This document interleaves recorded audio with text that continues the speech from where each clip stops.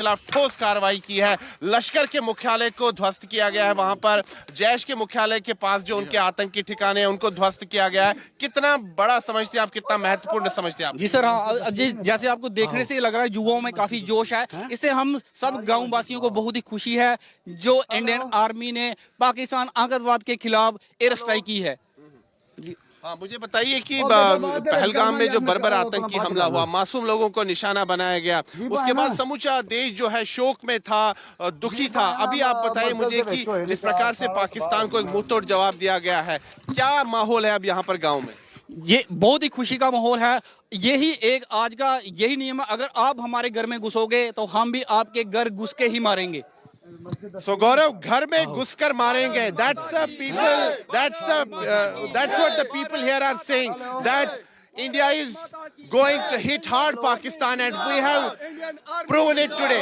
Even after Uri terror attack, we carried out surgical strikes. After the Pulwama terror attack, we carried out air strike.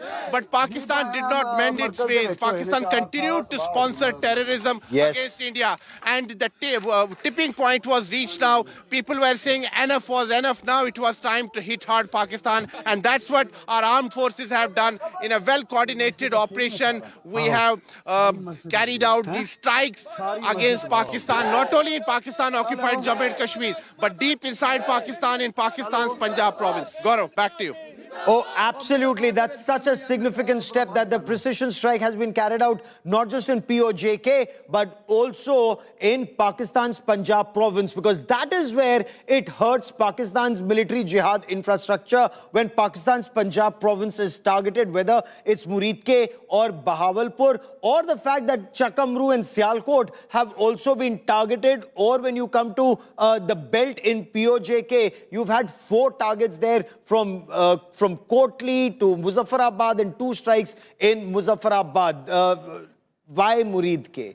Very, very significant question, because Muridke is the headquarters of that professor of terror, UN-designated terrorist Hafiz Mohammed Saeed. Incidentally, Lashkar-e-Taiba is also a UN-designated banned terrorist organization, and yet Pakistan army and government refused to take action against this professor of terror, Hafiz Mohammed Saeed.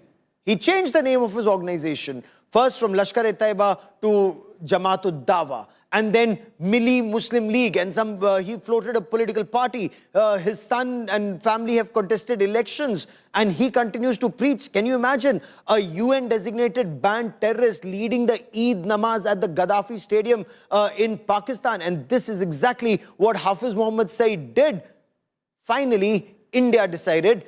That meeting that you see of Prime Minister Narendra Modi, the information is he kept monitoring the latest developments through the night, but that was that meeting that took place immediately after the Pahalgam terror attack, where the Prime Minister gave a green signal to the armed forces to decide when and where and how they would hit back. But there was clear signal to them to hit back so that there are unimaginable consequences for the terror state Pakistan. So the Indian armed forces launched what is aptly being called Operation Sindoor. And they targeted terrorist training camps and launch pads, not just in Pakistan-occupied Jammu and Kashmir, but also in Pakistan's Punjab province. Remember, Pakistani terrorists had killed 26 tourists in Pahalgam. India Today has accessed details of Operation Sindoor. Sources tell India Today, Prime Minister Narendra Modi was watching and monitoring the entire operation, all inputs that were being given to him, not just by the National Security Advisor Ajit Doval, but all the information that was filtering in. The primary targets were Lashkar-e-Taiba and Jaish-e-Mohammed, from their headquarters to their launch pads to their training camps, not just in Pakistan-occupied Jammu Kashmir, but also in Pakistan's Punjab province. Sources say the Prime Minister monitored Operation Sindoor. He was briefed by the NSA. The Indian Air Force used the Scalp missile. The Indian Air Force, now the Storm Shadow. It is a subsonic cruise missile. It has a very small radar signature, so very difficult to catch this missile once launched from the Rafale fighter jets. But it has a range of about 500 kilometers plus. The Indian version has extended range, so way inside Indian territory, because as the crow flies, Bahawalpur is about 180 odd kilometers, Murid Ke is just about between 70 and 80 kilometers. So that is where the Scalp cruise missile was used. It's a long-range air-launched cruise missile, also known as the Storm Shadow. The range, like I said, about 500 kilometers plus. The warhead, it has a 450 kg warhead. What's extremely significant is it's a two-stage warhead. The first part of the detonation is that it penetrates the target and then it detonates and it fragments. So even if you're hiding in a bunker, it will first penetrate and then explode. So you have no chances of survival. It's a very widely used weapon as far as the French Air Force or NATO forces are concerned. It's been used in Syria, it's been used in Libya. Now, of course, it's also been used in Pakistan's Punjab province. It has the GPS guidance system, it has the inertial navigation system. It's compatible, like I said, with the Rafale Omni-Role fighter jets of the Indian Air Force. It penetrates hardened underground bunkers before explosion. What is extremely significant are the stealth features. Low cross-section, it can not be spotted easily on the radar. But the other part is also extremely significant. It can evade jammers, it can evade incoming missiles and then go and hit the target. So Scalp was one of the weapons of choice as far as this operation was concerned, but that wasn't the only one. Let me also tell you about the Hammer system. The Hammer, or the highly agile modular munition extended range. So HAMMER, highly agile modular munition, ER, extended range. Especially this ER, as far as the Indian Armed Forces are concerned, again, it's a precision-guided bomb kit. It can be fitted onto a standard bomb of 250 kgs, 500 kgs, up to 1000 kgs, and it makes it a precision-guided munition with a range of about 60 to 70 kilometers. Again, it has INS and GPS guidance system. It has the infrared imaging. It also has the laser designator guidance system. Again, the launch platform, the Rafale fighter jets. What are its special capabilities?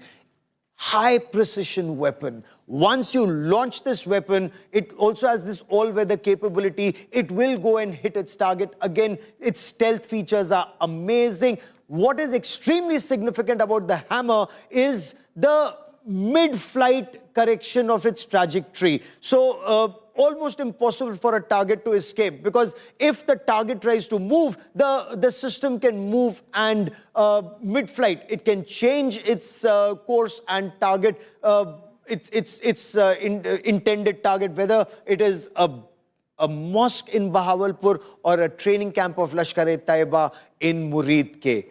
But I want to talk about India's game changer. Remember in 2019 when India struck Khyber Pakhtunkhwa, Balakot, and the next day when Pakistan mounted Operation Swift Retort, what is it that the then Chief of Air Staff said? If India had the Rafales, we'd be in a better position. India did not have the Rafales then. India has 36 Rafale fighter jets now. And let me tell you a little more about that platform, that Rafale Omni-Role fighter jet that was used by the Indian Air Force to fire these Scalp and the Hammer missiles.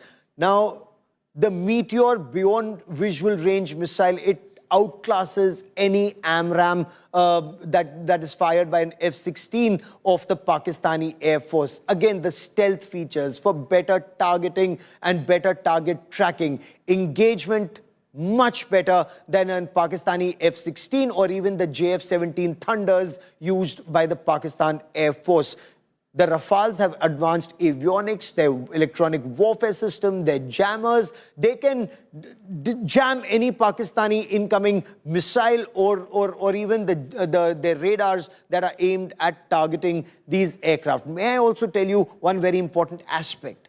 capable of carrying up to 9 tons of weapons on board. They can refuel mid-air. So once they get airborne with more ammunition, with 9 tons of payload, they can do mid-air refueling. With your mid-air refuelers, the AWACS also is your eye in the sky. And now they're completely integrated. That integration is a part of India's multi-domain operation warfare system, integrated with the AWACS, integrated with your systems. And I want to quickly now cut across to India Today's Shivani Sharma, who joins us with more on this. Shivani, so we know it was a tri-services operation. The Rafales were used, the Mirages were used, the Su-30 MKIs were used. But tell us more about those 9 targets. How were they taken down? And Shivani, Pakistan is not going to just stay quiet. Pakistan attempted a strike back. We are told Pakistan is heating up the LC. What else are we preparing for, Shivani? Gaurav, certainly this is not a small or a usual kind of an operation. This happens to be one of the biggest airstrikes that India has taken at midnight at 9 specific targets in Pakistan and POJK, where all these terror outfits have been destroyed. That's what we are getting to know. And this was not a Air Force precision strike. It was an involved action by all the 3 forces, the Indian Air Force, the Indian Navy and the Indian Army. So a well-coordinated, strategically planned operation that took several days and a lot of meetings that happened, deliberations we were witnessing with Prime Minister Narendra Modi monitoring the whole preparation. And he had already given a operational freedom to the forces and a choice to these forces how and where they want to strike. So a lot of intelligence inputs were also involved, and all these 9 locations in Pakistan and POJK have been hit hard. Bahawalpur and other places where the hubs of Lashkar-e-Taiba, Jaish-e-Mohammed, Hafiz Saeed, they all have been struck hard using precision munition, loitering munitions and the Hammer and other missile systems that we have. And all the assets of the Indian Air Force were pushed into action, including the Rafale jets that are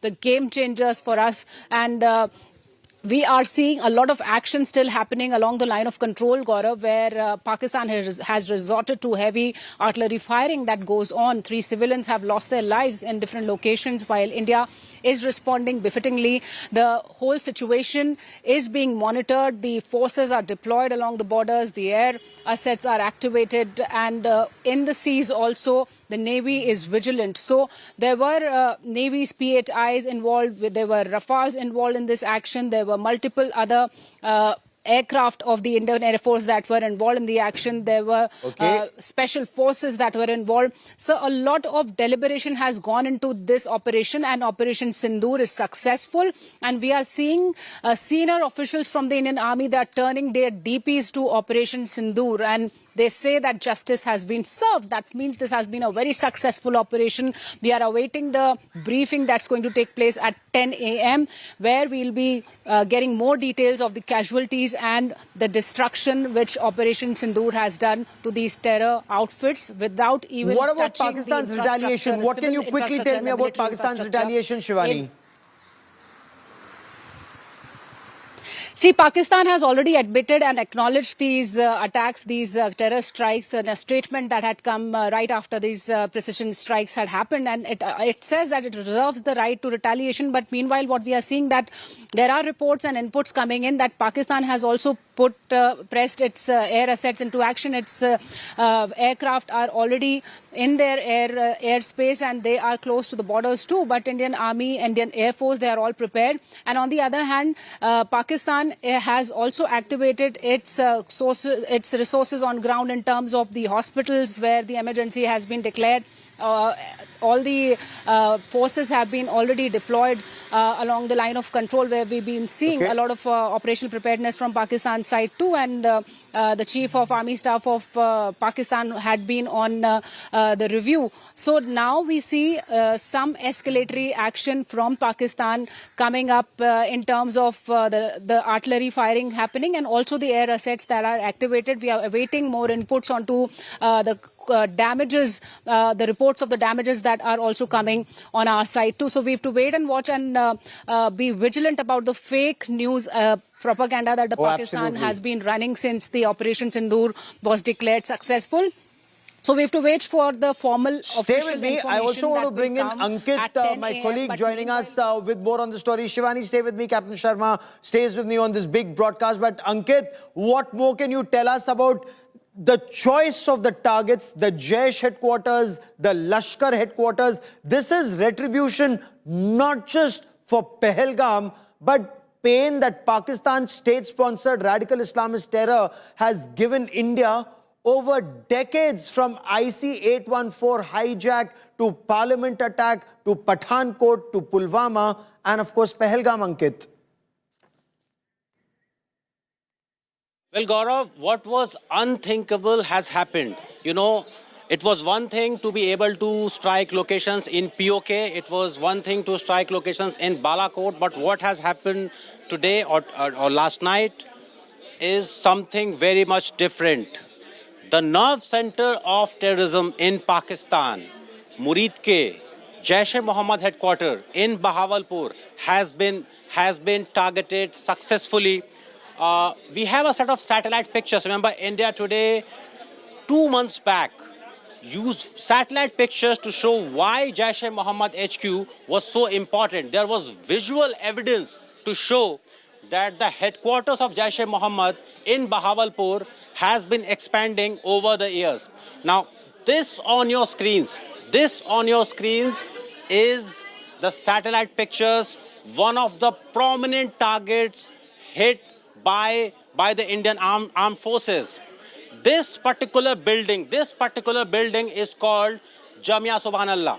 This particular building is called Jamia Subhanallah. Now we have visual evidence to confirm that over past 2-3 years, this compound has increased dramatically. You see these marks marked in red. This is where the expansion has been happening over the years. Remember, Pakistan was whitelisted from FATF's grey list for doing enough to curtail terrorism. And throughout all those months and years, the HQ of Jaish-e-Mohammed in Bahawalpur has been expanding. You know, there is even a swimming pool there. These red marks that you see, these part of the compound have come up over past few months and years. Remember, this building is known as Jamia Subhanallah.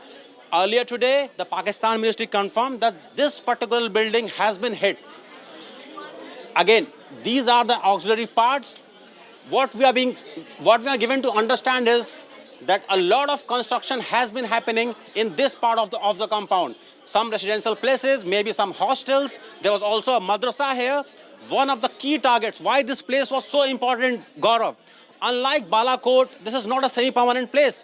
This was supposed to be so safe for Masood Azhar because a Pakistan Air Force base is just right here in this town, and right on this highway is the HQ of Jaish-e-Mohammed. Masood Azhar, Maulana Asghar Rauf, all his associates felt so safe staying here because they believed, because there is a PAF base in this particular city, they will be safe. But what has been achieved today, it is unparalleled. Similarly, the other target, Murid-ke, the HQ of Lashkar-e-Toba. You know, Pakistani military was trying a propaganda operation.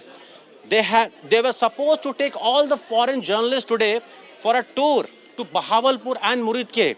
I know a lot of them have been following India Today broadcast. One important point, Gaurav, don't go by Indian media reporting. Don't go by what Indian military is saying. Just go and check what David Coleman Headley told FBI. David Coleman Headley, the key plotter, arrested by FBI, currently serving prison in the US, is on record saying that he visited Murid-ke. There was a Lashkar camp in Murid-ke. Tahawur Rana visited Murid-ke. So that is why Murid-ke is so important. And this place, fighters, militants, terrorists from Afghanistan were brought here to listen to Maulana Masood Azhar. And this place was supposed to be the Abbottabad, the new Abbottabad of Pakistan. Why? Because of its proximity with the Pakistan Air Force Base. And this place This place has been hit. So this is why we are calling it the unthinkable in terms of what Masood Azhar, the likes of Hafiz Saeed has been thinking. The unthinkable has happened. This visual And proof that is was what put Prime out. Minister Narendra Modi had said. That's exactly what Prime Minister Narendra Modi had said, that the punishment would be unimaginable, it would be unthinkable, and that's exactly what has happened, and this is just the beginning. Should there be a retaliation from Pakistan, that would be escalation, because remember, India has very clearly said they've only targeted terrorists and terror training camps and launch pads and not any Pakistani military installation. In retaliation, if Pakistan were to attack a military installation in India, that would be an act of war, that would be escalation, and India then reserves the right to hit back. And when you talk about the escalation ladder, India's assessment is that India is on top of that escalation ladder. But the world is worried. Now, there are multiple voices from across the world who are now saying that there should be restraint that must be exercised. Immediately after the strikes, India reached out to interlocutors in the United States of America, in Russia, in the United Kingdom, Saudi Arabia, and the United Arab Emirates about the strikes. Sources tell India Today that senior Indian officials, including National Security Advisor, spoke to his counterpart in the United States of America. Ajit Doval spoke to Marco Rubio about the strikes. Now, we have a reaction from US President Donald Trump, who said, I hope it ends very quickly. He said, it's a shame this has been going on for such a long time. He said he knew that something was going to happen. He urges both sides to de-escalate quickly. Listen in to US President Donald Trump. No, it's a shame. We just heard about it just as we were walking in the doors of the Oval. Just heard about it. I guess people knew something was going to happen based on a little bit of the past. They've been fighting for a long time. You know, they've been fighting for many, many decades. Any message to and centuries, actually, if you really think about it. No, I just hope it ends very quickly. I just hope it ends very quickly is what the US President Donald Trump has said. But will it end or will it escalate? A little bit of the past. They've been fighting for a long time. You know, they've been... I quickly want to cut across to my colleague Simar Chawla, who joins us with more on this. He's at Shubham Dwivedi's residence. Remember, he was one of those who was killed. And Simar, this is Operation Sindoor, the Sindoor that the Pakistani terrorists had wiped out. Shubham Dwivedi was killed. You are with his wife. Bring us her first reaction to this information as she hears it from you. Well, Gaurav, Operation Sindoor has been named for this whole operation that went out at night. Right now, we are present at the residence of Shubham Dwivedi. We are being joined with his wife. Remember, Shubham was the first victim who lost his life, who was the victim of the terror attack, who was the victim of, the bullet that came from, in fact, the terrorist in the Pahalgam terror attack. Aishanya, yes, thank you for speaking to India Today. What is your first reaction? The airstrikes have been conducted by the government. Are you satisfied? I am satisfied, and the moment I read the operation name Sindoor, I went and I saw Shubham's photo and I was crying because it is actually a very personal thing. ये नाम रख के मोदी जी ने या जिन्होंने भी ये नाम सोचा है उन्होंने ना बहुत पर्सनल लेवल पे हम जितनी 26 औरतें उनसे कनेक्ट किया है और शायद कहीं ना कहीं हम सबको ये लग रहा है कि ये पर्सनल लेवल पे उन्होंने जाके हमारे लिए बदला लिया है. I remember interviewing you a few days back. You said that the action is not enough. Do you think it's enough now? Or more needs to be done? That time also I said कि आतंकवाद खत्म होना चाहिए जहाँ पे भी हैं जो भी हैं जैसे भी हैं. मेरा किसी देश या किसी कहीं से भी किसी मजहब किसी से नहीं, मेरा था आतंकवाद खत्म होने चाहिए. उन्होंने 9 आतंकवादी स्पॉट को टारगेट करके मारा है. 9 आतंकवादी स्पॉट, वहाँ पे जितने और आतंकवादी ट्रेनिंग ले रहे होंगे, नए बन रहे होंगे, शायद पल रहे होंगे, उन्हें ख़त्म किया है. And I am really thankful. Thank you so much. terrorists told you after killing Shubham that go and tell your government that we did this. Now the government has taken a step. How do you see this? I feel really proud to be an Indian. I'm really proud कि वापस मेरे अंदर वो हिम्मत है कि मैं शायद फिर किसी को पलट के बोलूँगी कि मैं हिंदू हूँ. We had a discussion last time about the community, the Hinduism, and everything. Now the terrorist outfits have been targeted. The locations of terrorists have been targeted in this very particular attack. So as you said that the terrorism should be finished. Do you think that this is the crackdown on terrorism by the government? Do you think that it's enough or more needs to be done in the upcoming days? I don't know. This is more. This is enough. But I just know that this is the starting of the end of this terrorism. ये शुरुआत है आतंकवाद खत्म होने की. ये 9 खत्म किए हैं, जितने और हैं वो भी ढूंढ के खत्म करेंगे. इतना हमें विश्वास है. और आज ये करके मोदी जी ने विश्वास दिला दिया है कि हम अब आतंकवाद नहीं अलाउ करेंगे, हम नहीं झेलेंगे, उन्हें खत्म कर देंगे. Prime Minister Narendra Modi also gave a statement कि जो टेररिस्ट हैं उनकी जो ज़मीन है ऑपरेट करने की वो कम पड़ जाएगी और उनकी ज़मीन बची हुई ज़मीन भी हम ख़त्म कर देंगे. मैं ये स्टेटमेंट्स आप ही के लोगों के थ्रू सुन रही हूँ और मैं बहुत कहीं ना कहीं आज मैंने the moment I see all this now मैंने अपनी बहन को मैसेज किया है now his soul will rest in peace and truly I feel that somewhere wherever he is. अब वो ऊपर देख के ना खुश हो रहा होगा कि हाँ चल मैं गया, अब और नहीं जाएंगे इस आतंकवाद की वजह से. और मैंने तो पहले भी बोला है आतंकवाद इसलिए खत्म होना चाहिए क्योंकि और शुभम नहीं मरने चाहिए. रात भर आपने जो ऑपरेशन है उसके बाद की जो डिटेल्स हैं वो देखी, सोई नहीं है आप कई रातों से. अब लगता है कि कुछ सुकून की नींद आएगी. ये पूरा घर अब शायद चैन से सो पाएगा, चैन से रह पाएगा. हमसे जुड़े हुए बहुत लोग हैं जो आके मैं देखती हूँ वो रोज मुझे बस सुन के रो रहे हैं मेरे पास आके. अब वो शायद वो भी थोड़ा सब खुश हैं इस बदले से. सब कहीं ना कहीं देख पा रहे हैं कि हाँ हमें अगर आप कुछ करोगे तो हम उस चीज़ का बदला हमारी सरकार लेगी. Thank you so much for talking to us, Ashanya. So Gaurav, you heard the first reaction. She said that Shubham's soul, might be feeling relieved, and it's a sense of satisfaction for her and her family, who have went through a lot. But now, since this operation has taken place, she placed her trust in the government. Yes. So this is the reaction from the family as of now, Gaurav. Back to you. Very, very powerful words from Shubham Dwivedi's wife. Look at what she says. Prime Minister Narendra Modi has taken revenge for all of us, for all the widows, for all the women who lost their husbands. The fact that it's called Operation Sindoor, it was personal for us. It's personal, the manner in which Prime Minister Narendra Modi ordered the targeting of these 9 locations for these terrorists to be eliminated. But that's not all. She says, maybe now, once again, I will be able to say without fear, I am Hindu. मैं फिर बोल सकूंगी, मैं हिंदू हूँ.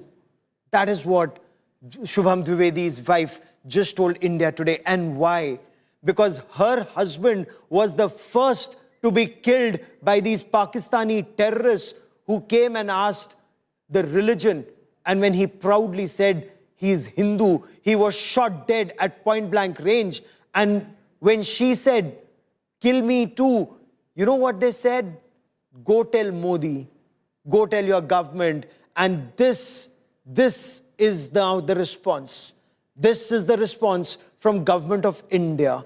The Pakistani terrorists have been targeted. The terror launch pads, the terror training centers, they've been neutralized.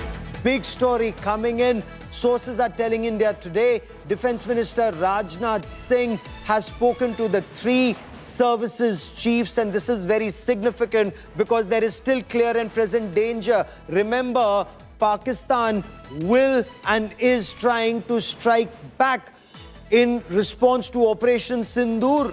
That Operation Sindoor that was conducted at 1:44 a.m. to be precise. Now, Pakistan has started responding along the line of control, but we are also told that Pakistani Air Force fighter jets are trying to target multiple locations in India. there's a threat they've issued. We'll tell you more about it. I want to quickly bring in India Today's Piyush Mishra for more on this. Piyush, what more can you tell us about the meetings that are on Defence Minister Rajnath Singh's interaction with the three services chiefs? Because Piyush, there is still clear and present danger.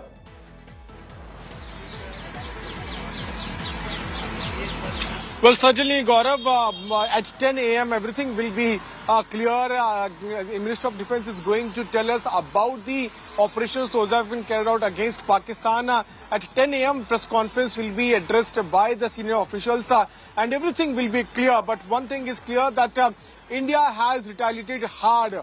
All 9 targets were successful. PM Narendra Modi was monitoring each and every development throughout the night.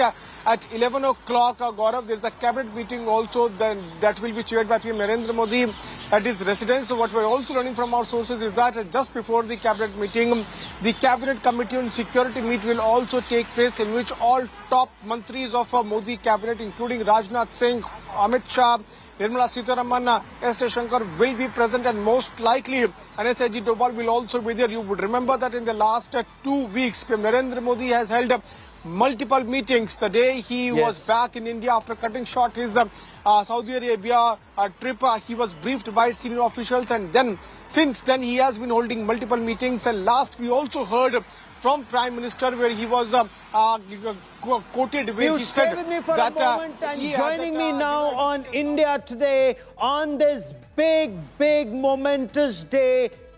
On India Today, with me is Air Chief Marshal Rakesh Kumar Singh Bhadoria, former Chief of Air Staff. Air Chief Marshal Bhadoria, your appreciation of India's strikes at 9 different locations, sir. Your first response. No, very clearly, it's a very robust response to the terrorist act at Pahalgam in terms of the choice of targets, the number of targets, the nature of targets, and it's a very clear message. What Honorable Prime Minister has said, to inflict unimaginable punishment on the terrorists and their backers. This is exactly what it is, and it has been effective from what I can make out in terms of all Okay. that is being shown. So very clearly, a very strong step, a very clear message to the terrorists, very clear message to the backers in Pakistan and to the world that we are not going to take this anymore. So, Air Chief Marshal, for the benefit of our viewers, what would have been the thought process behind the choice of targets from Muzaffarabad to Kotli to Gulpur? Let's talk about the targets in Pakistan-occupied Jammu and Kashmir first, before I come to targets in Pakistan's Punjab province, because these targets clearly were very carefully chosen, not just for the impact, but for the messaging to Pakistan's military jihad infrastructure, sir. Absolutely. Very clearly, very deliberately chosen. And it would have been, after a lot of due diligence in terms of who were responsible for Pahalgam, what was their network, were their connections, and who all were the backers. So that entire, backer network has been targeted. Their infrastructure has been targeted. The terrorist sites have been targeted, where they get trained or assemble or are directed. Control room, etc. So I think if you just see the numbers and Okay. all terrorist targets, not a single military target, and it's been made very clear by the government. In terms of how strong the response is, it is a very strong response for what they did at Pahalgam. Let me now come to the big target, whether it's Lashkar-e-Taiba headquarters in Muridke or the Jaish-e-Mohammed headquarters in Bahawalpur. You wargamed this many times in the past. This time it was actually executed, and I'm told executed with precision. The choice of weapons, the Rafales, the scalps, the hammers. For the benefit of our viewers, explain the significance of Muridke and Bahawalpur, Air Chief Marshal Bhadoria. No, these targets, again, in a normal case, these are very big targets and very known targets. But in a normal response, probably they won't get targeted. But this time, very clear directions were that their backers and everybody, they are not to be left. So, firstly, very strong choice of target. Uh, Secondly, the kind of weapons used would be a combination of precision weapons. From what I can see from the pictures of the weapons, I don't have information or feedback from the Air Force or all the defense services involved. But going by the pictures of damage seen and some of the videos that are coming out, very clearly there are a combination of high caliber bombs, all precision targets, and smaller precision weapons. Maybe some loitering munition used too. And you asked about Rafale in terms of scalp and hammer. They are very effective weapons. Scalp particularly has a very long range, a lot of standoff distance, and big explosive warhead. So overall, I think it's a combination that has been used and very effectively. So scalp and hammer, the Rafales, I want to specifically spend a moment more on Muridke first, and then I will come to Bahawalpur. This is extremely significant. You know, perhaps from your younger days in the Air Force to the time that you headed the Indian Air Force, Muridke was the headquarters of Lashkar-e-Taiba. So from the Parliament attack to multiple attacks we've had, Mumbai 26/11, Mumbai terror attacks, Raghunath Temple attack, various other attacks that took place, it was always traced back to Muridke and Lashkar-e-Taiba and that professor of terror, Hafiz Muhammad Saeed. Why was a decision not taken earlier to target Muridke? And in your appreciation, why was it taken now to target Muridke and the Lashkar headquarters, sir? No, I would put it this way: that last time it was done, it was a very well thought out target and calibrated to what kind of response that was required at that time. This time, the nature of barbaric act and the way it was implemented, and the fact that in spite of the warning last time, they decided to do it again.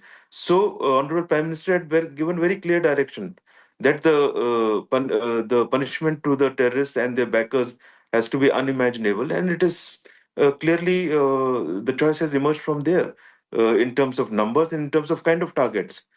So it is a very, very strong message that no infrastructure stroke hideout is safe from us. You do such an act, we will get you wherever you are. And that also includes Bahawalpur, because, you know, I've covered IC-814 hijack. I've covered the release of that Maulana of terror, Masood Azhar. I've covered the Parliament attack, the Pulwama attack, the Pathankot attack, and a series of other attacks that took place, including Pahalgam. The tragedy is, it was always traced back to Jaish-e-Mohammed. It was always traced back to Maulana Masood Azhar. But Bahawalpur in the past was never targeted. This time, in Pakistan's Punjab province, in southern Punjab, Bahawalpur has also been targeted. So is that a message to Pakistan that there are no-go areas as far as Pakistan state-sponsored radical Islamist terror is concerned, sir? Bahawalpur, again, why wasn't it targeted earlier? Why targeted now? Again, very clear message. Absolutely. I think that is the intent. Very clear message. All terrorist networks, all terrorist infrastructure will be targeted should there be any such act. So this is clearly what is meant to be conveyed to the terrorist network itself and to Pakistani government. I think they have to realize and get their hands and fingers out of support to terrorism. They are directly complicit. They are directly complicit. You've made that point, sir. But what I want to understand is, what are lessons learned from Operation Swift Retort last time? So last time when India targeted Khyber Pakhtunkhwa and that big base of Jaish-e-Mohammed in Jabba Top, in Balakot, Pakistan did Operation Swift Retort. Now, we're told the entire Pakistan Air Force is up in the sky almost simultaneously. What are lessons learned from Operation Swift Retort in your appreciation right now, sir?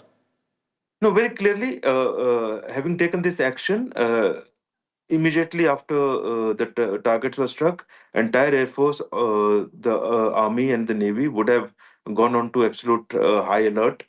they would get deployed operationally. So the level of preparedness to handle whatever follow-up action that Pakistan takes would be already happening, or part of it happened. From Air Force perspective, entire AD network would be in total alert. So whether we expect some action from Pakistani side, of course we do. They would act, and therefore we need to be fully prepared. We need to Okay. see what kind of action, and thereafter calibrate our response. Our further response will really depend upon. We have made it very clear. The government has specified very clearly that no military targets were targeted. Our intention is to get the terrorist network, and it is in itself it's a de-escalatory plan. But they would respond, is my assessment, some nature of a response. How much they want to escalate is their call at the moment. Thereafter, what we do would depend upon the nature of their response. So the element of calibration would need to come in, but our response will be dependent on how they respond. So if sense prevails on the other side, they would need to start de-escalating from their very first response. No, but will they de-escalate? Sir, I want you to read General Asim Munir's mind. General Asim Munir is very clear in his understanding or his appreciation. The way you would look at Asim Munir, he's a radical Islamist. He's talking about this jihad, the Hindus and Muslims being different, and they're waging this just war for Kashmir and the world. Will he escalate further, even though there has been loss of life in Pakistan's Punjab proper? I think so. He will. He will certainly target 9+ targets in terms of optics. There would be maybe 10, maybe 11 targets chosen, because that's how they would want to present to their public. It would really be calculated or studied from point of view of what kind of damage, or what happens really in the next interaction, which will pan out maybe in the next 24 hours. But what is important is, I think, for the Pakistani public to realize that where their military leadership is heading them into. Because what we have done is against a terrorist network. You have no such targets on our land. So if you have to have that kind of target, they will end up targeting some of our military targets. If that And that's happens, the we are not point I going was to keep coming quiet. to. Yes, Yeah, that's the yeah. point I'm coming to. That's a very significant point you've made. India has targeted 9 locations in Pakistan and Pakistan-occupied Jammu and Kashmir. Your appreciation is Pakistan Army will want to have that equivalence or false equivalence. They would want to target 9 locations in India and, in all parts of India, including Jammu and Kashmir. But what will they target in India? Absolutely. So let us see. That is where their sense and sense will show, and their level of maturity to handle this kind of escalation. But frankly, at the moment, it is in their hand. If they want to escalate beyond a point, I'm sure our defense forces have taken all measures, and they would be ready for it. We are better prepared from any escalatory ladder, or even going on to full-fledged conventional conflict, than they are in economic terms, in overall terms, in terms of capability, whatever. So having taken such a bold action, I'm sure our forces will be fully prepared.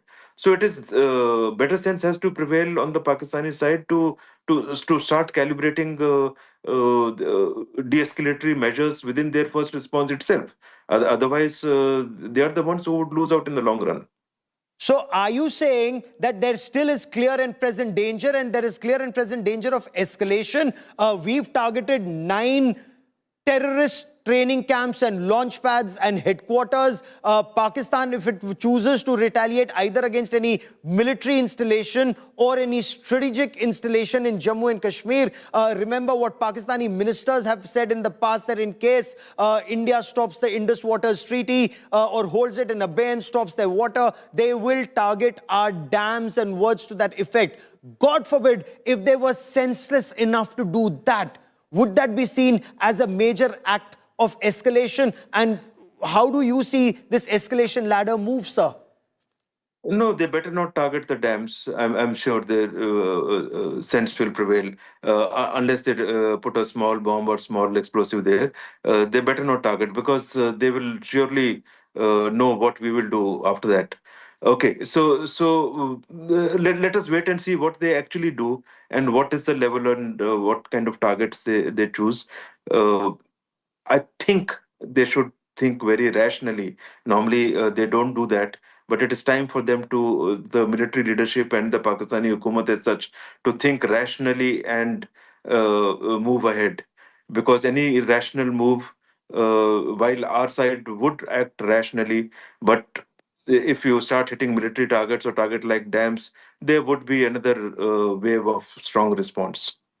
Because last time they tried to hit a brigade headquarters in Jammu and Kashmir, south of Pir Panjal, sir. But I also want to understand from you, if Pakistanis were to launch a missile, now from our AWACS, from our P8Is, AWACS for the benefit of our viewers, our Advanced Airborne Early Warning Command and Control Systems, the P8Is are long-range maritime reconnaissance surveillance aircraft, which are also flying frigates. They have the capability of striking back with our Rafales, with our, Su-30 MKIs. Is the entire battlefield in that very narrow sliver called Pakistan, is it very transparent? Can they launch a missile and we don't get to know? Or if they launch a missile, we can take it down before it hits us, in your appreciation, sir? I think it will be a combination. There would be areas where if they launch a missile, we can intercept. Some of these weapons are possible to intercept. In some combination, some weapons would certainly go through. So if they launch a big size attack, there would be some weapons which would finally reach the targets, whatever targets they intend. So the important point is that we need to be fully prepared for all these eventualities. And once we are all three services, because of the nature of the targets and the kind of targets that we have hit.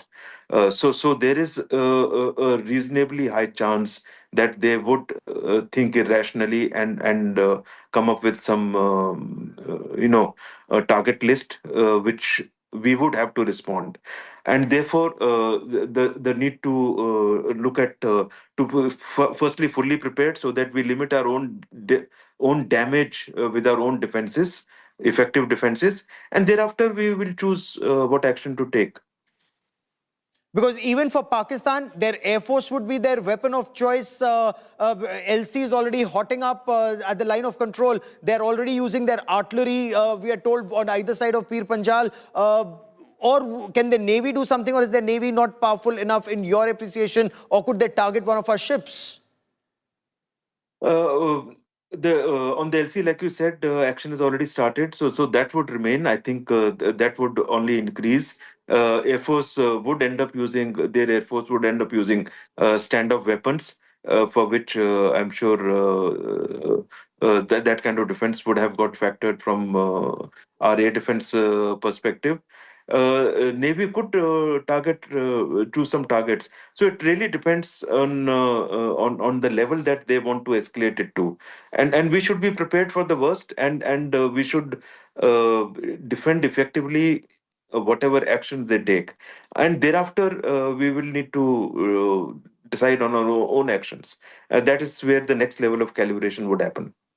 Okay, and the fact that Government of India used all three armed forces to respond to Pakistan's state-sponsored terror, the Navy, the Army, the Air Force, all assets, that were used for this operation, does that also send out a significant message to the adversary? Of course, it does. It does, and it's also a message that we are fully prepared, and by now, in some services like Air Force and all, fully deployed. In other services, deployment would be happening to the required level, and ready to take on whatever comes now. You see this escalate to beyond a theater conflict? No, I think in about 2 to 3 days they should come under control. So 2 to 3 days, the escalation could still happen. Air Chief Marshal R.K.S. Bhadoria for joining me here on this India Today special broadcast. Many thanks. Now, escalation matrix, India's assessment is we are on top of the situation. I also want to bring into this conversation my colleague Preeti Chaudhary. And Preeti and I have been reporting through the night. 1:44 a.m. was when the missile strike took place in Preeti.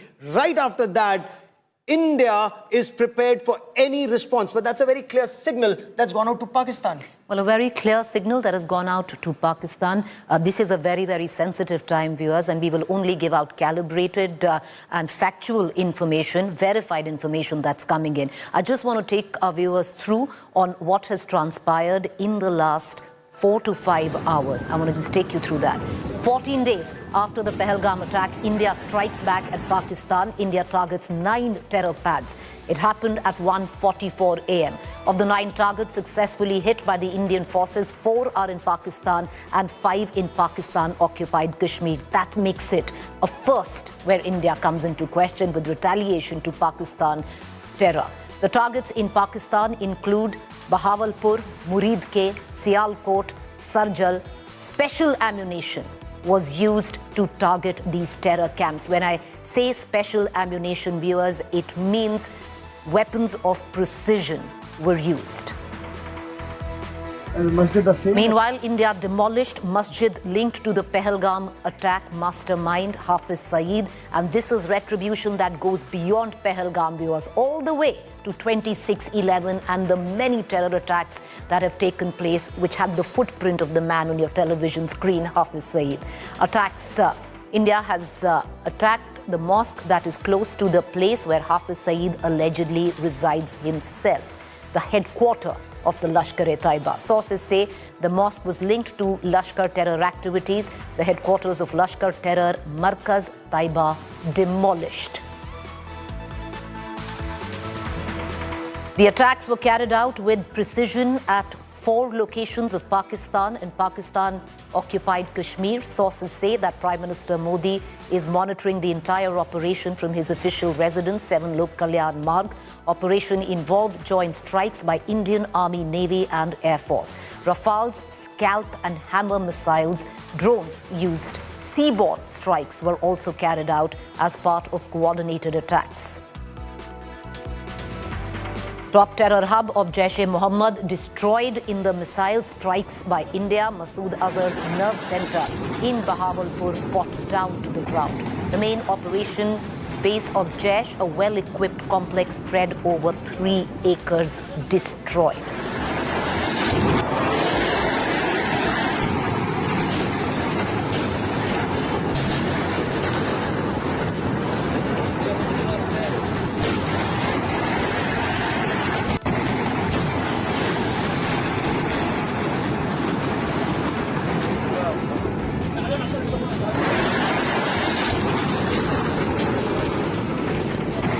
So the situation on ground right now, extremely tense. Pakistan may strike at a place where Pakistan perceives it to be stronger. But for the benefit, Preeti and I want to take you through some of those 9 locations that India has targeted Pakistan state-sponsored radical Islamist terror, and not just in Pakistan-occupied Jammu and Kashmir. Though we will begin from Pakistan-occupied Jammu and Kashmir, we will come down, Preeti, to the area that really hurts Pakistan, and that's Muridke and Bahawalpur. So let's talk for a moment about Bahawalpur in Pakistan's Punjab province. It's actually about 180 odd kilometers from the international border as the crow flies from India. It's in the southern part of Pakistan's Punjab province. It's the headquarters of a UN designated banned terrorist organization called Jaish-e-Mohammed.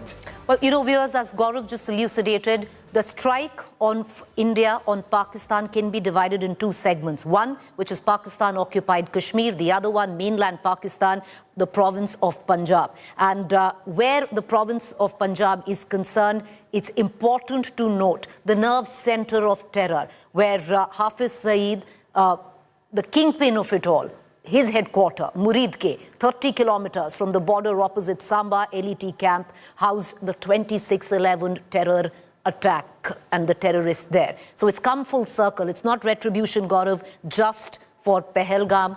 You can go all the way to 2611, and we've tied that circle right there and give go back to the Parliament attack in 2001. I've covered the Parliament attack of 2001. I've covered IC-814 hijack. IC-814 hijack was where this Maulana of terror, Masood Azhar, was released, and the Parliament attack that took place in 2001.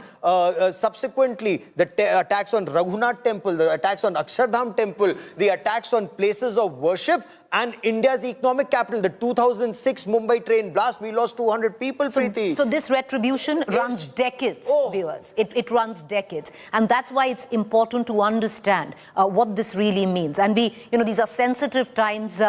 We don't want to get into hyperbole, but look at it. Look at the impact of it. Like Gaurav and I are pointing out, two separate areas where this terror strike like India has struck Pakistan. One, which we are showing you right now, is of course the province of Punjab, and this is a first for India. This is where deterrence will come from, Gaurav.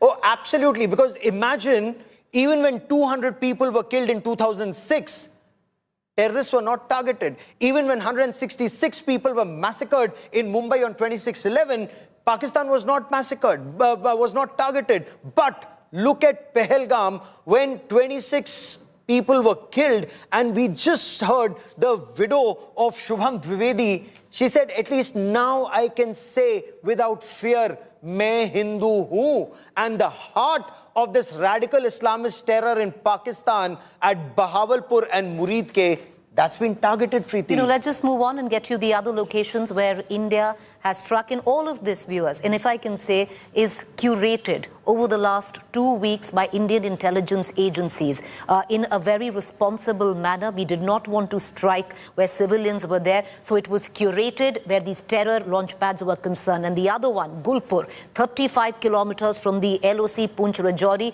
routes of attack in Poonch on 20th April in 2023. Let's move on now to the other point of attack, Savai LET camp, 30 kilometers inside Pakistan-occupied Tangdhar sector. And this is where you move from one part of the attack to the other, Gaurav. From what is province of Punjab, which is mainland Punjab, Pakistan, you move into Pakistan-occupied Kashmir, two areas where India's attacked last night. So, the attack was in Pakistan-occupied Kashmir, opposite the Tangdhar sector on the Indian side. And it's very significant because Tangdhar, again, as the name suggests, Tang means narrow, Dhar means stream that comes in. There are several such nalas in that area, rivulets in that area that Pakistan has used. And these are heights. These are north of Pir Panjal. In the Tangdhar sector, Pakistan has actually tried to infiltrate very extensively in the summer especially. So they come into the northern part of Kashmir and then they spread terror either in central Kashmir, in Srinagar, or South Kashmir in Anantnag. But the Bilal launchpad of Jaish-e-Mohammed, Kotli, which is just barely 15 kilometers opposite the LC in the Rajouri sector in Pakistan-occupied Jammu and Kashmir, a very, very significant camp of Jaish-e-Mohammed and Lashkar-e-Taiba also targeted in Kotli, Preeti. Once again, all of these 9 are not army installations, they are not ISI installations. All of these 9 points where India has attacked last night are terror camps, either belonging to Jaish or LET, viewers. That's it.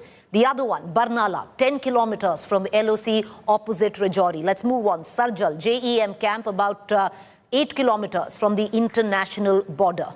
And Mehmuna. Very significant once again. Now, Sialkot is a very important training camp or a launch pad. And this is not the LC. Now we've come to the international border in the Jammu sector. The 200-kilometer long international border in the Jammu sector. That is where Sialkot has a very significant training camp of the Hizbul Mujahideen. But that's a training camp that's also been extensively used, Preeti, by Lashkar-e-Taiba and Jaish-e-Mohammed.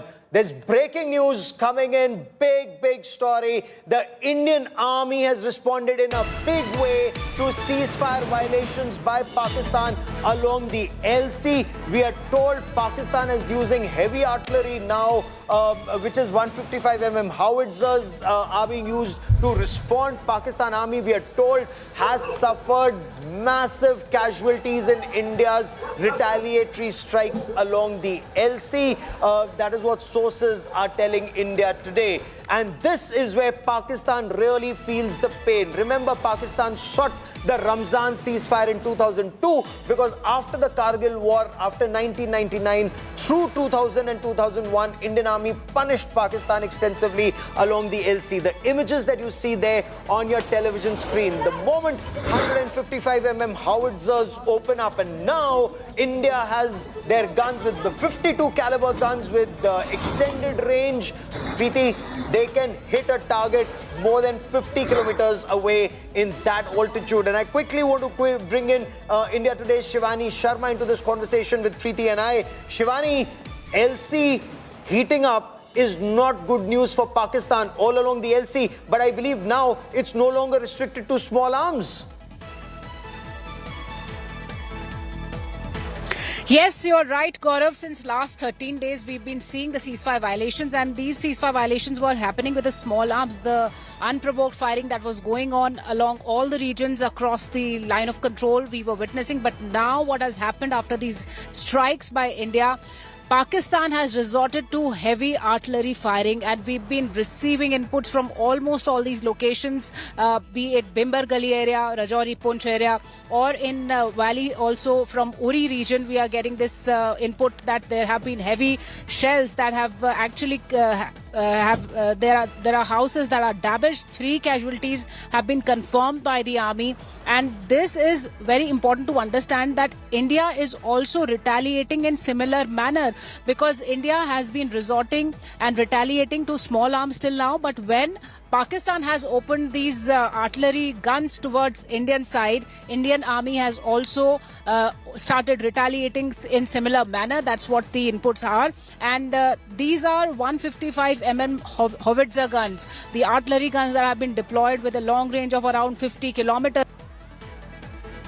Preeti, I've actually seen these 155mm howitzers in action. So yeah, not just in the Kargil war. Yeah, stay with us, Shivani. These 155mm howitzers, they were the death of Pakistani soldiers in the Kargil war. Amazing strike capabilities, amazing precision, and you know the 39 caliber that time. Now you have 52 caliber rounds that hit. It's 155mm 52 bore weapon that goes and sits, the ammunition that goes and hits the enemy. They have nothing that will save them now. Well, you know, so this was expected, viewers. Once India struck Pakistan at about 1:44 a.m., we gave out that statement, and minutes after that, Pakistan admitted that India had in fact attacked Pakistan. Of course, India has maintained and continues to maintain that India has only struck terror launch pads. Pakistan has deemed what India says was an attack on terror launch pads as an act of war. And right after that, the LOC in the Jammu and Kashmir area lit up, viewers. Heavy artillery mortar shelling from Pakistan, and now India giving it right back. So that engagement continues. I want to cut across right now to Piyush Mishra, who's joining us from New Delhi. Mir Farid, live from Pampore. Mir, what's the latest that you are picking up? Earlier on, there were indications that one fighter jet of Pakistan was down in Pampore itself. What more can you add?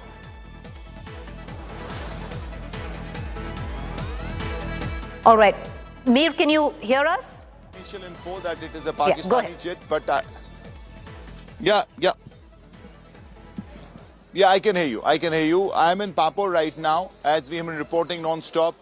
The fact that the area has been sealed, the perimeter has been sealed, and Air Force officials, local police are here.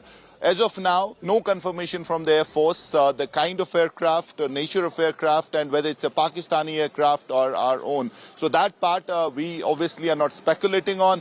But initially the info was that it was a Pakistani aircraft. No confirmation from the IAF. Now we're getting to know that probably that's not the case. But as far as this crash is concerned, the debris is scattered in a large area, and Air Force officials are coming to ensure that each part is secured because it is a crime scene. It's a matter of investigation, and that's that's what I can confirm to you. And also there's going to be a briefing by the Indian Army at 10 a.m. and we can expect the micro details of Operation Sindoor to be given out by the Indian Army. Gaurav, let's quickly cut across to Piyush and then we'll go to the report filed by Sunil G. Bhatt. Piyush, to bring you into this conversation.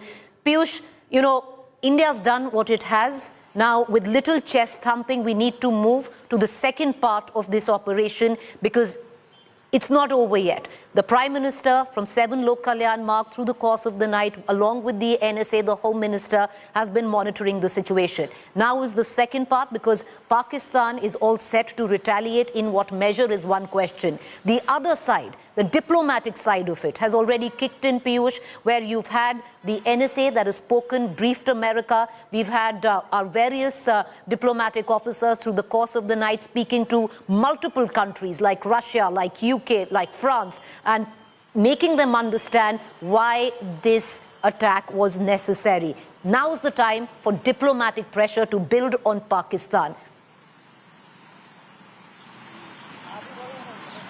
Absolutely, Preeti. You would remember that PM Narendra Modi in clear words had said that we will track, hunt and punish each and every terrorist and also their handlers. For that, more actions have to be carried out. We have already taken military action. We have already attacked Pakistan. 9 targets were successful. That's what we have heard from top sources in the government. And after that, now diplomatic actions are being taken. The countries are being briefed. You would remember that a few days back, diplomats, all foreign envoys, they were briefed by India and they were also told about the clear involvement of Pakistan in terror attack which was carried out in Pahalgam.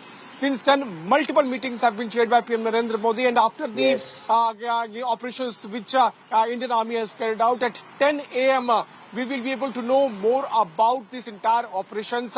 You would also remember, Preeti, that Prime Minister had given free hand to all security forces. Prime Minister had told them to select mode, timing and targets. So 9 targets were selected. All 9 targets chosen and struck. There is no chest thumping, but there is quite realization that Pakistan has to be targeted. Pakistan's state-sponsored radical Islamist terror has to be punished, whatever it takes. Military action, diplomatic strikes, economic action, quietly, firmly, but stating facts to the world. It needs to be done. What's the reaction on ground? India Today's Sunil G. Bhatt is on ground zero in Akhnur, where a series of ceasefire violations have taken place. He gets us more from ground zero. We are in Akhnur sector of Jammu region, and late last night there was some air activity here also. India carried out strikes on the terror hotspots in Pakistan as well as in Pakistan occupied Jammu and Kashmir. Lashkar's headquarter, which is located in Muridke, there many places were targeted, as well as in Bahawalpur, where Jaish's headquarter is located. And as far as Akhnur sector is concerned, after India carried out strikes against Pakistan, Pakistan tried to indulge in a misadventure, and there was air activity here in Akhnur sector also, and Indian Army gave a befitting reply to Pakistan here. And right now you can see that a large number of people have come out of their homes, and because as soon as they learned that there was retaliatory action by India, the people came out and they are here boosting the morale of our jawans. We will speak to the locals here. यहाँ पर रात पर क्या हुआ, यहाँ क्या माहौल? रात को कुछ आवाज़ ही आई थी को 2-2:30 बजे के करीब, तो सारे लोग जागे थे उस time.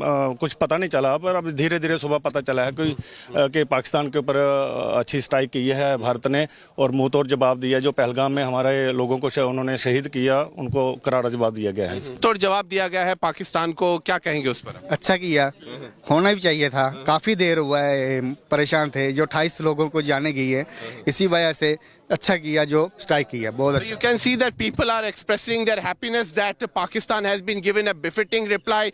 We have carried out strikes deep inside Pakistan, including Pakistan's Punjab province, but 2 locations, Bahawalpur, Muridke, and we have also hit the terror hotspots in Pakistan-occupied Jammu and Kashmir. This is huge and unprecedented, because even after 26/11, there was talk about targeting the Lashkar headquarter in Punjab Punjab province, but at that time this was not done. But this time this option has been explored. A strong will has been shown by the government, and Pakistan's terror factories have been targeted, and a befitting reply has been given to Pakistan. And here, as far as Akhnur sector is concerned, you can see that large number of people have come out to boost the morale of our jawans. Right now there is the strict vigil here near the line of control here in Akhnur sector. People have come out, they are chanting Bharat Mata Ki Jai slogans, they are boosting the morale of the army personnel, and they are also reaching out to the army personnel and asking them whether they need any food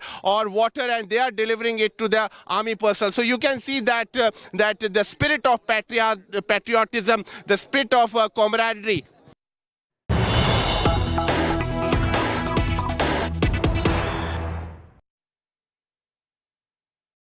All right, we're continuing to get more news break that is coming in. Full details of the targets that have been destroyed at 1:45 a.m. by India.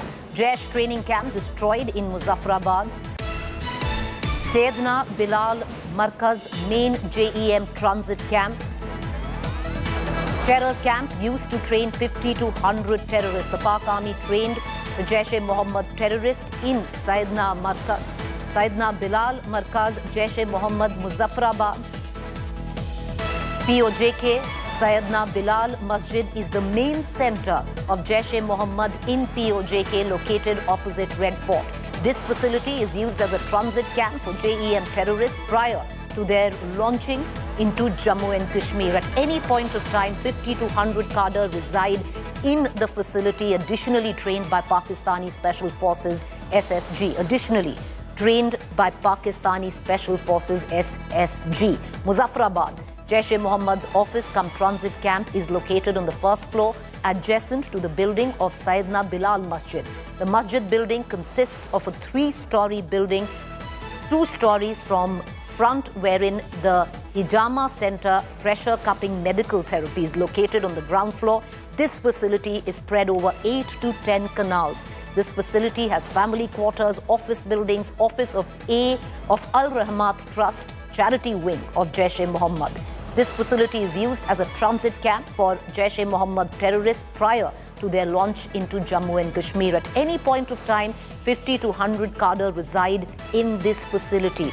Additionally, trained by Pakistani Special Forces SSG is imparted here, as indicated from the photographs retrieved from phones of killed JEM terrorists. The Jaish-e-Mohammed operational commander and Jaish-e-Mohammed head of POJK, Mufti Asghar Khan Kashmiri, is in charge of this facility. Abdullah Jihadi, Abdullah Kashmiri and Ashik Nengru also operate from this center. Mufti Asghar Khan Kashmir and Abdullah Jihadi are wanted accused in the Nagrota attack 2016, as they had planned and executed the Nagrota attack, in which terrorists enter into the army camp at Nagrota near the Balini bridge and started to indiscriminately fire upon army personnel. The selection of cadre to carry out Nagrota attack at that facility. Just detailing, viewers, the micro detailing. It took 2 weeks for agencies, the RAW, to curate these 9 terror sites and decide that these were the sites that India was going to attack and blow up.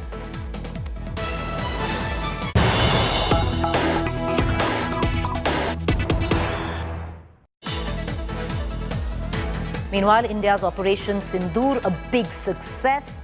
Over 80 to 90 terrorists have been killed in this attack on Pakistan and Pakistan-occupied Jammu and Kashmir on terror camps. Around 25 to 30 terrorists each have been killed in Bahawalpur and Muridke, which are the biggest 2 sites. Indian agencies are verifying the numbers in other terror camps. So justice has been served. All 9 sites where India attacked at 1:44 a.m. has been deemed a success. My colleague Shivani Sharma joining us live from Srinagar. Shivani, what more can you add? Preeti, this is a big success for Operation Sindoor, although we are waiting for the official briefing that's going to take place at 10. But through the sources, we are trying to get more and more details. And what the sources have indicated that this has been a big success for the Indian Armed Forces because the numbers of the terrorists that have been killed in this action can be more than 90. And that is a big figure, a huge figure. And alone in Bahawalpur and Muridke, 30 each terrorists have been killed, and more verifications are happening from the other locations, 7 other locations, as we've seen that there are 9 total strikes that have happened at 9 locations, and around 90, or it can be more, 90 terrorists have been neutralized, they've been killed, they have been destroyed in these operations Sindoor strike. And this is a huge success for the armed forces in this precision strike, Preeti, because this is a big number, and more, it can be more, the number can be more, and we are waiting for the official response from the ministry, where we'll be seeing a briefing, a detailed briefing. But this is a huge success. In fact, the sources are indicating that around 90 or more terrorists have been killed in Operation Sindoor, and 25 to 30 each in Bahawalpur and Muridke have been destroyed. So over 90 terrorists is the first count that Indian agencies have got of the number of terrorists, Shivani, that have been killed. These 9 locations were curated. These 9 terror spots, terror launch pads were curated over the last 2 weeks, Shivani, by Indian agencies to decide that these were the areas, these were the exact points that India would attack. And now all 9 locations deemed a success in terms of the attack.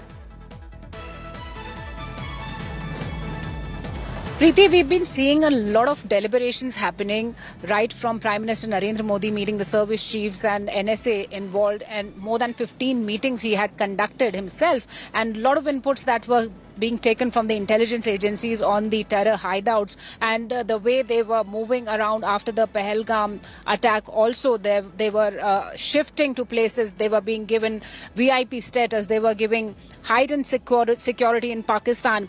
And despite that, the security agencies in India, they were on their job. They were doing their research and homework to find these terror outfits inside Pakistan so that they can be destroyed. And now we've seen how coordinated action has taken place between the armed forces, the Indian Army, Navy and the Air Force. They have together planned this strategic attack on the terror nexus in Pakistan, where 9 specific targets have been neutralized. And we've been told by the sources that the figure could be even higher than 90 terrorists that have been killed in this Operation Sindoor. So India has not only avenged the deaths of 26 tourists in Pahalgam, but this is a very strong blow, strong message to Pakistan that if you are trying any terror nexus inside your boundaries, India will go inside and deep in your boundaries. They will hit you hard, and that's what has happened, Preeti. 80 to 90 casualties, and the figures can be higher as the verifications are still going on. And 25 to 30 each in Bahawalpur and Muridke. That's a big figure. And there could be some big terror heads in these terrorists who've been neutralized. We are waiting for more confirmation from the briefing that is scheduled to be at 10 a.m. in the national capital. Preeti. Well, thank you, Shivani. My colleague Shivani getting us the latest, our ace defense reporter getting the information first, and most importantly, viewers, verified, correct information. And we want to be very responsible for the information that we put out. So when we do say that we have bona fide information, that our sources within the Defense Ministry has said that over 90 terrorists have been killed in this strike by India on terror on Pakistani soil. Let's also now give you micro details of it. India hit 2 prime terror hubs of Pakistan terror. Viewers, one in Pakistan-occupied Kashmir, the other Pakistan mainland province Punjab. Lashkar chief and mastermind of attacks like 2611 in Pahalgam, Hafiz Saeed's mosque that served as a headquarter for Lashkar destroyed in the strikes. The mosque linked to terror activities and terror planning, which just doesn't end with Pahalgam, viewers. This has been a terror story that has spanned decades, that has bled India for decades. Identified Masjid Tayaba as a center of ideological training and radicalization. 26/11 attacker Kasab confessed that he was trained in Muridke, where the terror hub is located. Kasab also described the complex as key to plotting terror attacks and indoctrination. It is also revealed that Osama bin Laden had financed rupees 10 million for construction of mosque and guest house within the Markaz Taiba complex. And this, viewers, was researched, was curated by Indian intelligence agencies as one of the sites that India had to strike.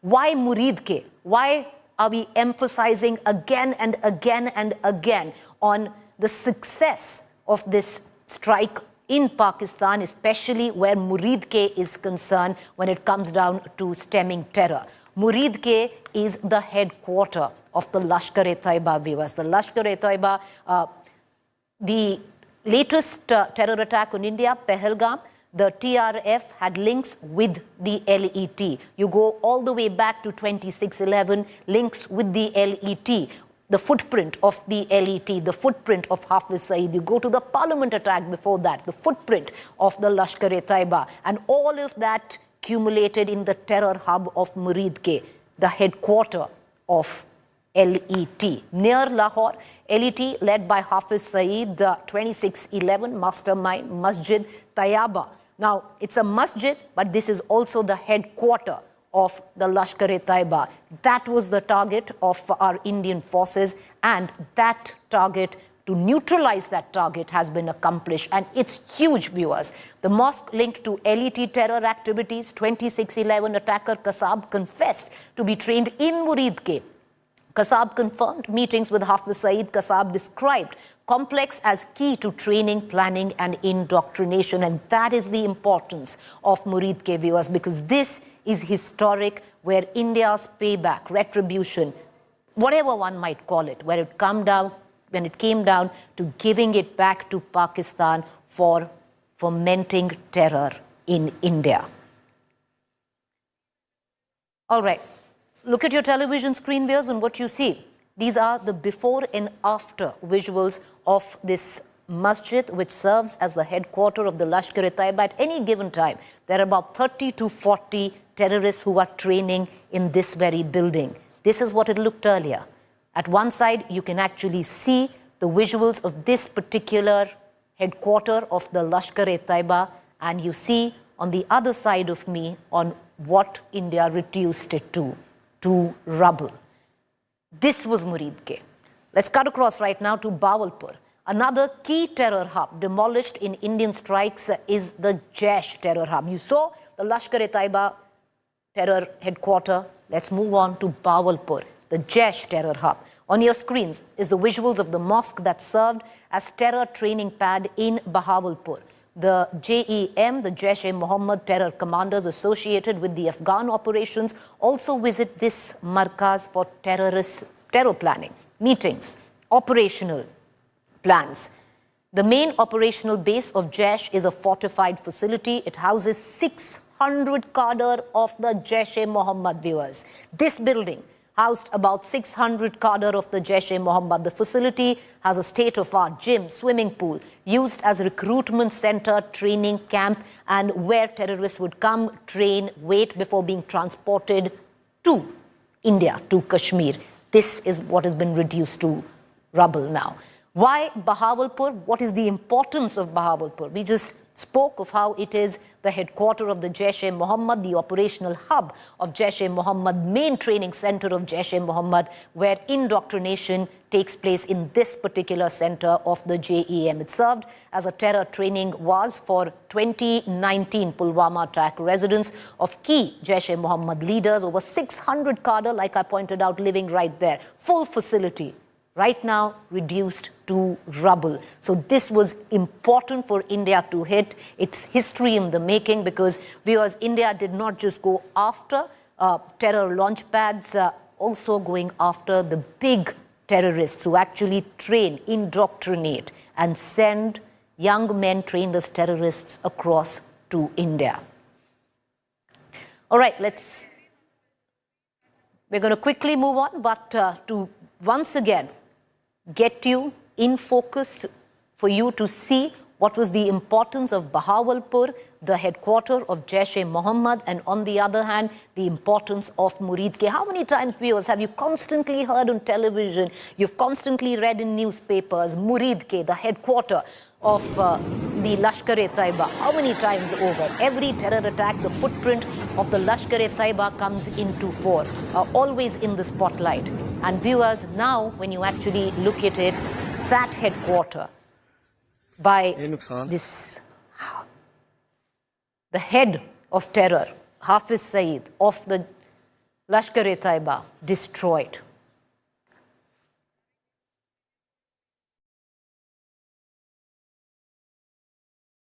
While India has done what it had to do, what it should have done, practically creating history where India's response to terror is concerned and hoping that this will create the deterrence that India had always hoped for. Now it's the next chapter, viewers. Sensitive times need to be handled very sensitively, and now you move to the diplomatic front of it. At one point, while we are waiting and hoping that Pakistan doesn't retaliate, what India is constantly doing is to engage world leaders diplomatically. Shortly after striking 9 sites in Pakistan and Pakistan-occupied Kashmir, sources tell us that India has briefed global powers. United States, Russia, the United Kingdom, Saudi Arabia and the United Arab Emirates about the strike. Sources also tell us that senior Indian officials through the course of the night have spoken to their counterparts in a number of countries to brief them on the steps taken by India. India is a responsible nation, viewers.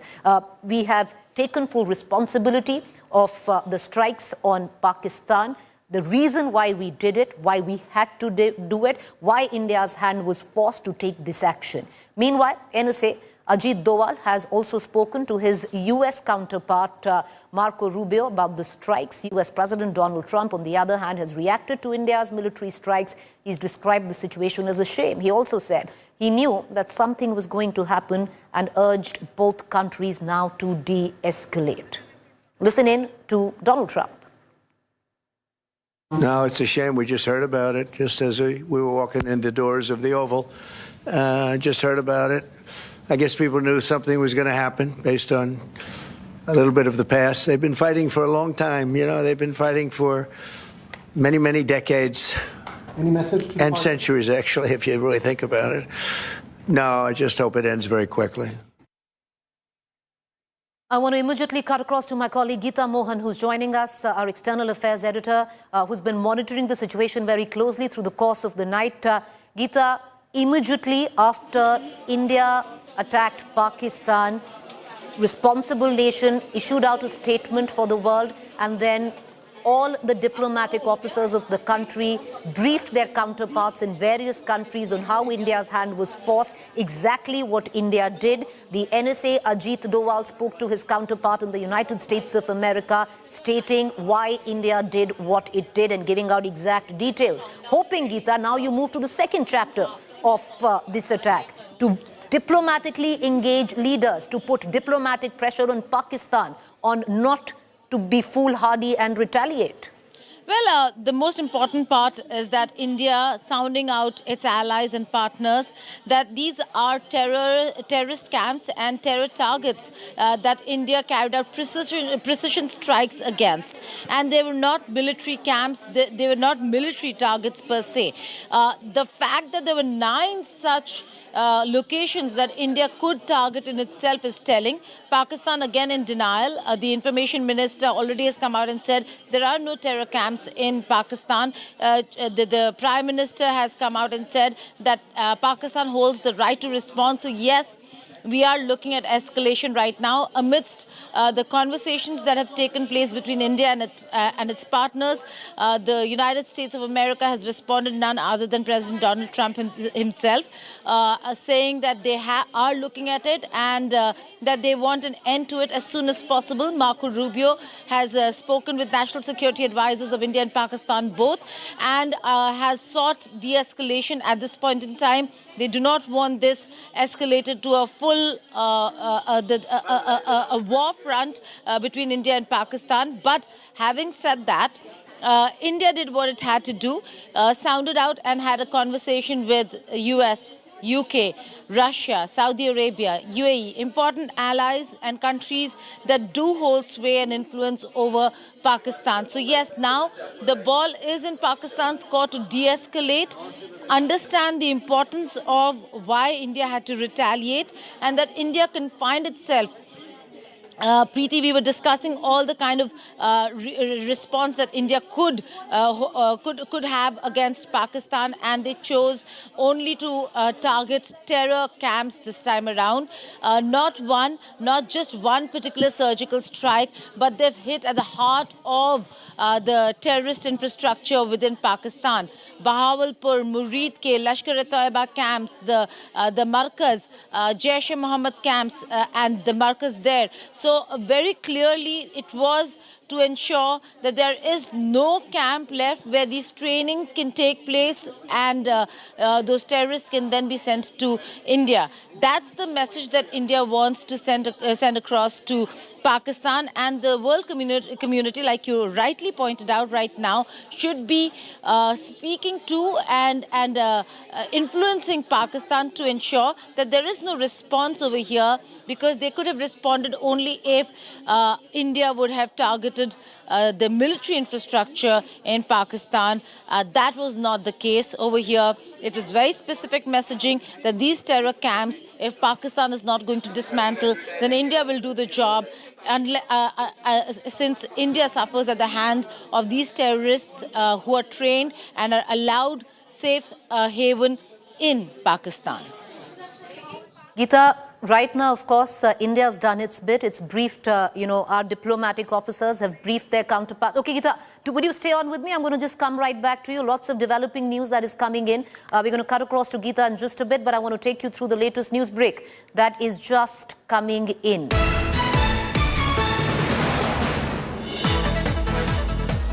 All right, multiple Pakistan posts destroyed in Indian strikes as well. All of this is happening at the LOC in Jammu and Kashmir. According to defense sources, significant damage has been inflicted on multiple Pakistan army posts in the Kupwara, Rajouri, Poonch, Uri sector, with reports of heavy military casualties. Intense artillery crossfire has been ongoing in both sectors following India's targeted strikes under Operation Sindoor. This was expected, viewers, after India's attack on Pakistan. It was expected that the LOC will get hot and very quickly, with heavy artillery fire now coming in and shelling coming in from Pakistan. India now replying in equal measure. Shivani, what more can you add? Preeti, what we are getting to know that as a response, India is also firing heavy artillery guns on Pakistan posts, and Pakistan has inflicted heavy damages, not only the military posts, the military assets, but also there can be some casualties on the side of Pakistan. That's what we are getting to know through our sources, because we've been reporting heavy artillery firing that was started by Pakistan in several sectors, including Poonch sector, Rajouri sector, Uri sector. And in all these sectors, Indian Army has retaliated, responded well with the artillery. And this artillery fire by Indian Army has actually inflicted a lot of damages on Pakistan's side. 155 mm howitzer guns that we were the range of 50 kilometers, Preeti, and this fire has given a damaging response to Pakistan on their side of the LOC.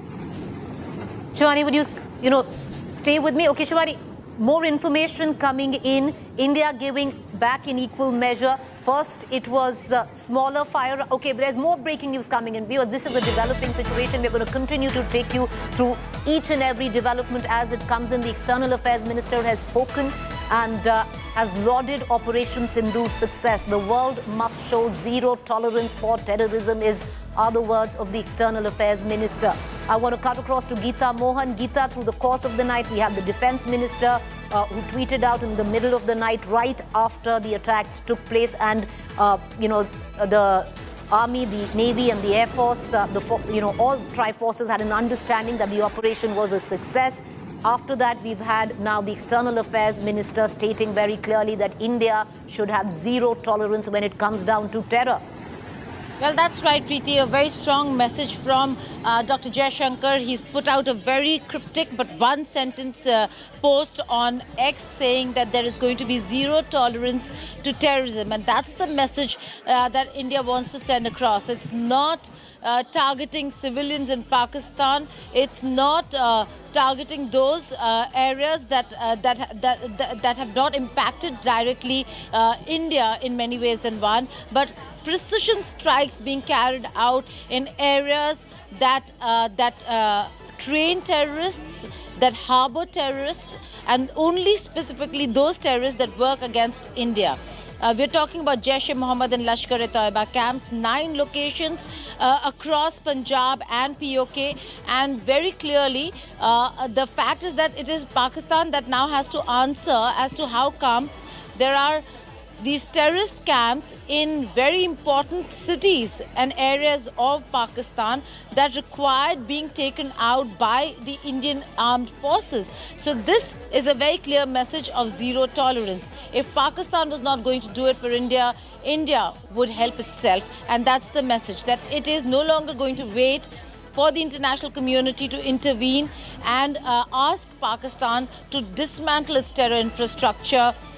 India has done it time and again. The play has changed, Preeti, after Pahalgam. It is no longer a fight where Pakistan uses unconventional warfare to target military in India, because India does not have or employ unconventional warfare using terrorism and terrorists as an instrument of state policy. Pakistan does that. But this time the play changed when they moved from hitting military targets and military troops to carrying out attacks against tourists, singling people out on the basis of religion. And that's why the name is significant over here. It is Operation Sindoor. And the message from India very clear, that if you're going to do this, if the play has changed, then India will respond and has the right to self-defense. I was speaking to Syed Akbaruddin, former ambassador of India to the United Nations, Preeti, and he said that our diplomats, no matter what India does, what the action is going to be, India has enough capability to ensure that it convinces the world as to why it carried out the actions that it did.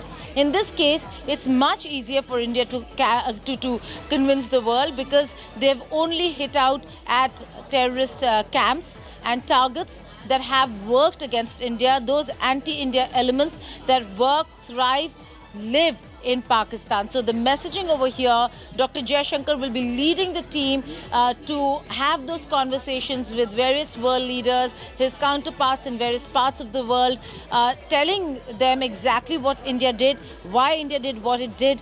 Expect a lot of meetings. Remember, after Pahalgam, there was a series of meetings where Dr. Jaishankar and Foreign Secretary Vikram Misri and division secretaries met with envoys, foreign envoys based out of Delhi, and briefed them on what happened in Pahalgam and why India has the right to defend itself and right to respond. Today, India has responded.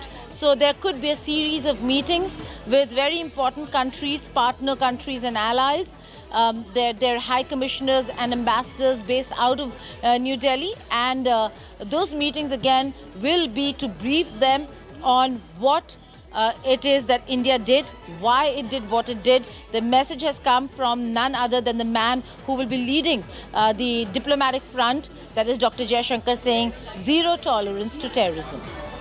You know, Geeta, you're bang on, because India has proved its mettle by going in, attacking Pakistan where it really needed to, and now it's over to the External Affairs Minister as well, because this will need hardcore, muscular diplomacy to, of course, India has made its point, its stand very clear on why its hands was forced and how it had to dismantle the terror operations in Pakistan. And now to speak to global leaders to try and build pressure on Pakistan, because technically the ball is now in Pakistan's court. Will Pakistan be foolish enough to escalate the tensions from where they stand right now, viewers? We're going to continue to get you minute by minute verified, correct information. 14 days after Pahalgam terror attack, India has struck back on Pakistani terror. India strikes 9 terror attacks in Pakistan-occupied Kashmir and the province of Punjab in mainland Pakistan. Here are the visuals of the Indian strike, of India striking back in Uri in 2016, Pulwama in 2019, and now a reply for Pahalgam. And this goes far beyond, viewers, of what was earlier. This, like I said, viewers, goes far beyond of the surgical strike that India conducted earlier, because last night history was made, etched, when India responded in the manner of which it did to Pakistan, dismantling one by one 9 terror launch pads. We're going to get you all the details coming in. The latest news breaks. Our reporters on ground. First up, allow me to take you through the headlines.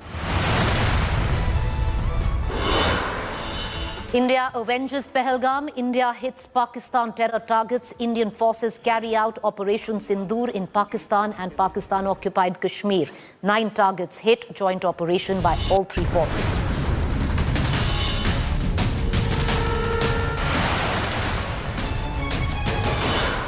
India hits top terror kingpins. Hafiz Saeed's training camps and mosque complex in Muridke destroyed. Jaish headquarters struck in Bahawalpur and another terror camp in POK destroyed.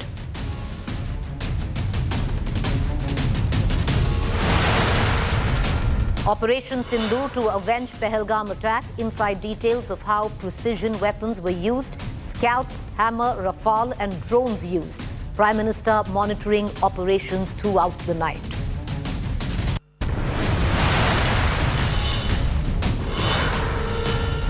Pakistan struck and spooked. Pakistan Prime Minister confirms India's retaliation. Shehbaz Sharif says will respond soon.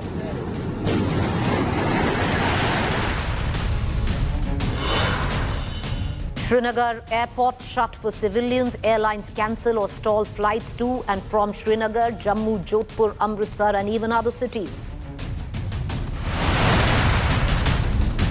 India briefs global powers, US, UK, Russia and other countries on attacks. Donald Trump says he knew the response was coming, hopeful for tensions to ease soon.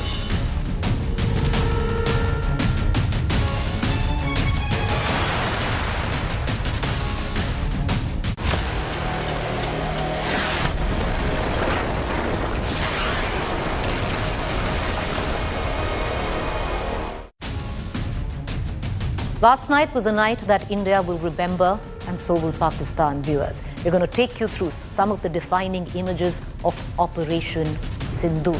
The irony of that. India carried out Operation Sindoor, avenging Pahalgam terror attacks. Here are some of the defining images of it. 9 terror targets in Pakistan and Pakistan-occupied Kashmir were hit in the strikes, and videos emerging soon after showed the impact of the massive explosion in several locations. The night sky was lit by explosions as locals captured the moment of the strikes on camera.